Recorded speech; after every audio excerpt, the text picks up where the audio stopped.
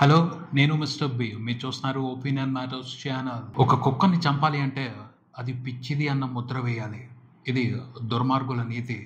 అంతే కదా? పిచ్చిది అంటే ప్రమాదం ఉంటది దాంతో. సో కొట్టి చంపేయండి అంటారు. అనాదిగా వస్తున్న సంస్కృతి ఇది.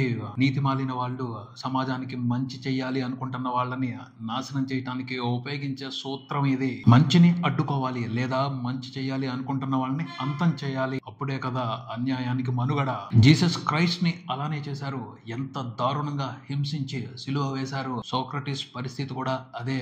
ఆయన మంచి చెప్పాడు. 4 మంచి మాటలు అందరికి అర్థమయ్యేట్టు చెప్పాడు. ఆయన్ని విషమిచ్చి చంపేసింది ఈ సమాజం. అలాంటి మహోన్నతులను నీచాతి నీచంగా చంపుకుని ఆ తర్వాత వాళ్ళ గొప్ప గుర్తించి ఇంత మంచోళ్ళు అంత గొప్పోళ్ళు అని పొగుడుతా ఉంటది సిగ్గుమాలిన సమాజం. వందల సంవత్సరాలు గడిచిపోయిన జీసస్ క్రైస్ట్, సోక్రటీస్ ఇంకా ప్రజల్లోనే ఉన్నారు. ఎలా జరిగింది అది అంటే దుర్మార్గం మనిషిని మాత్రమే చంపగలదు, నిజాన్ని చంపలేదు. జీసస్ బోధనల్లో, సోక్రటీస్ తత్వజ్ఞానంలో నిజం ఉంది.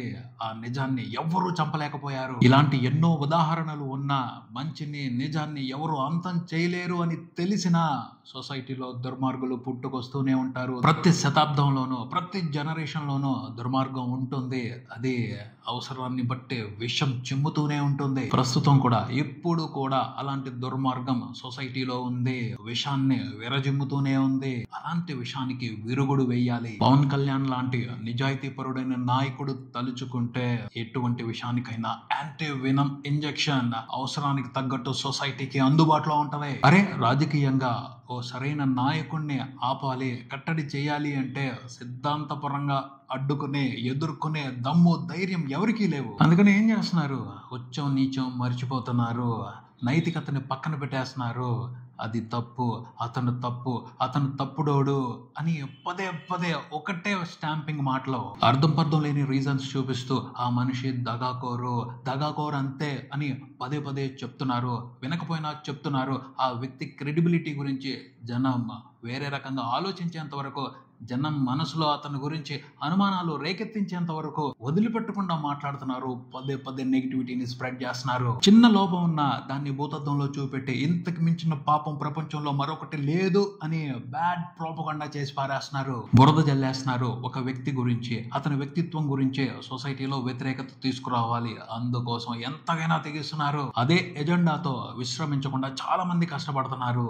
ప్రతి మాటకి వక్ర భాష్యం. వాళ్ళకి నచ్చని వాడు మంచి చెప్పినా అందులో భూతే వెతుకుతున్నారు. అసలు ఉద్దేశాన్ని, అసలైన అర్థాన్ని మార్చేస్తున్నారు. వాళ్ళకు నచ్చిన అవసరమైన అర్థాన్ని తీసుకొచ్చి జనాల మనసుల్ని కలుషితం చేసి పారేస్తున్నారు. దారుణమైన విషయం ఏమిటి అంటే బ్యాడ్ ప్రోపగండా చేయటం, ఆపోజిట్ మనుషుల మీద బురద చిమ్మటం అనేది ఒక జాబ్ అయిపోయింది ప్రస్తుతం. ఈ ఉద్యోగాలకి చాలా మంది యువత ఆకర్షించబడుతున్నారు. అరే, ఒక మనిషిని తిట్టటం, ఒక మనిషి మీద విషం చిమ్మటం జాబా?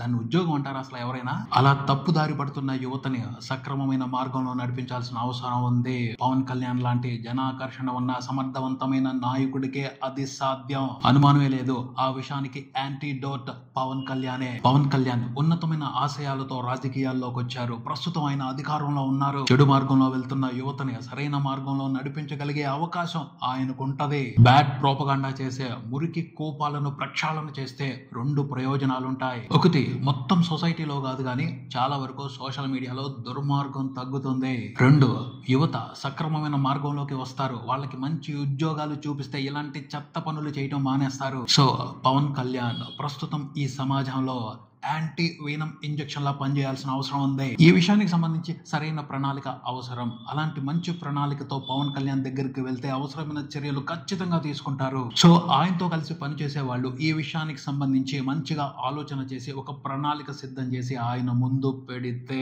చాలా రకాలుగా సమాజానికి ఉపయోగపడిన వాళ్ళు అవుతారు. అంటే సోషల్ మీడియాలో అరాచకంగా పోస్టులు పెడుతున్న వాళ్ళ మీద కేసులు పెట్టి అరెస్టులు చేసినంత మాత్రాన మార్పు వచ్చేస్తది అని అనుకోవటానికి లేదు. అలా చేస్తున్న మనుషుల్లో మార్పు రావాలి. వాళ్ళు మారితేనే ఈ సంస్కృతి అంతమవుద్ది. పాము విషం కక్కుద్ది అని తెలిసిన తర్వాత దాన్ని దూరంగా విసిరేయాలి. లేకపోతే ఎక్కడైనా తీసుకువెళ్ళి ఎవరికి ప్రమాదం జరగని చోట వదిలేసి రావాలి. అంతేగాని సంకలో పెట్టుకుని తిరిగితే ఎప్పుడైనా సరే పాము తన సహజ స్వభావాన్ని చూపెడుతుంది. కాటేయటం దాని స్వభావం ఖచ్చితంగా విషాన్ని చిమ్ముతుంది. కోరుకునేది ఒకటే, అలా విషం చిమ్మే విష పురుగులకు విరుగుడు ఇవ్వండి పవన్ కళ్యాణ్ గారు. ఇది నా ఒపీనియన్. మీ ఒపీనియన్ ని కింద కామెంట్ చేయండి. వివేకవంతమైన సమాజం కోసం ఒపీనియన్ మ్యాటర్స్. ఈ వీడియో మీకు నచ్చితే లైక్ చేయండి, మీ ఫ్రెండ్స్ తో షేర్ చేసుకోండి, మీ అభిప్రాయాన్ని కామెంట్ చేయండి, ఈ ఛానల్ ని సబ్స్క్రైబ్ చేయండి.